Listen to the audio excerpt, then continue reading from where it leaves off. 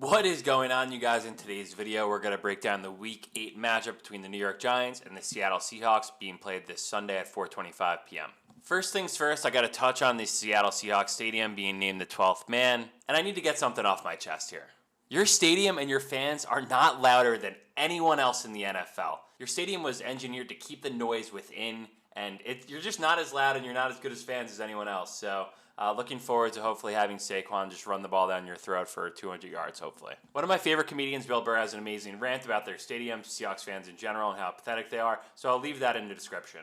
These are the only two teams playing each other that have winning records. As you can see in this picture from NFL Memes Instagram, pretty funny, just how everyone thought this would happen in August. But diving into this week's matchup, I got to give all the praise to the Giants coach, Brian Daboll.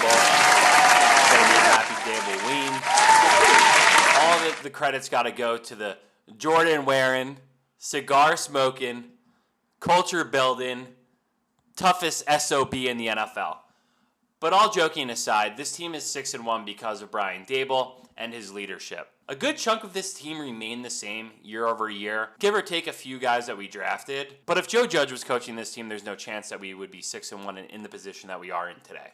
Next up, we have the breaking news that just dropped today as Kadarius Toney was traded to the Chiefs for a 3rd and 6th round pick. I do have some exclusive footage that I'm going to drop right now in a few seconds, but it's of John Mara's last interaction with Kadarius Toney as Kadarius Toney was leaving MetLife Stadium today. So here it is.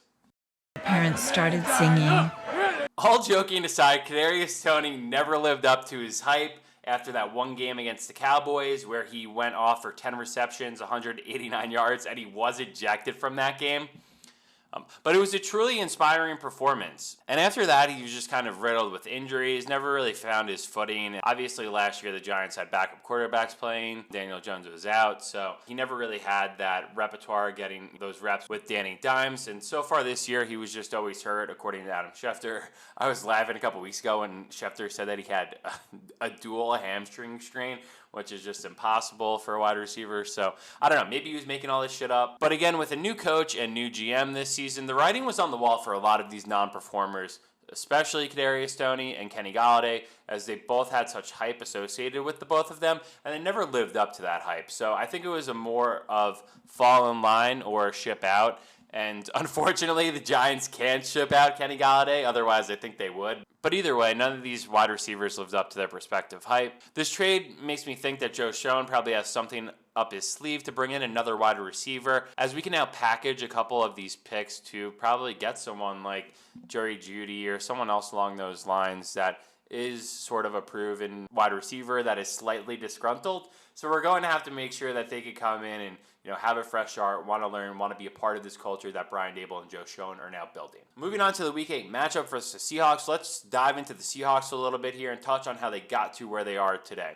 Well, in the previous offseason, the Seahawks traded Russell Wilson to the Broncos and got back Drew Luck and some other pieces, but Drew Luck was coming in to potentially start for the Seahawks, and he lost a quarterback competition versus Geno Smith, who New York's football fans know really well.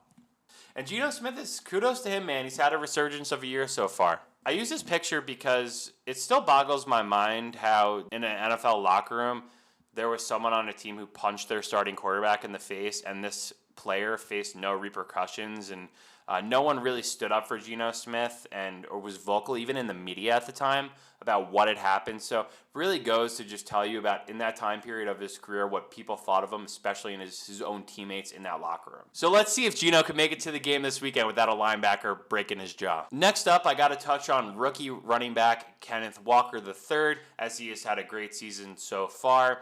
And he's now in the prime position to be the offensive rookie of the year after the Jets' Breece Hall unfortunately had his season ended the other week with a torn ACL. Kenneth Walker went off last weekend versus the Chargers for 168 yards and 2 touchdowns. The Giants are going to need to have a good game plan to figure out how to stop them, as they got torn up by Travis Etienne last week versus the Jaguars.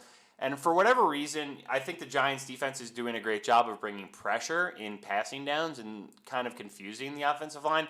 But for whatever reason, especially, from guard to guard, teams have had a lot of success in running the ball up the middle, pounding it up the middle, even though Dexter Lawrence is having a great year.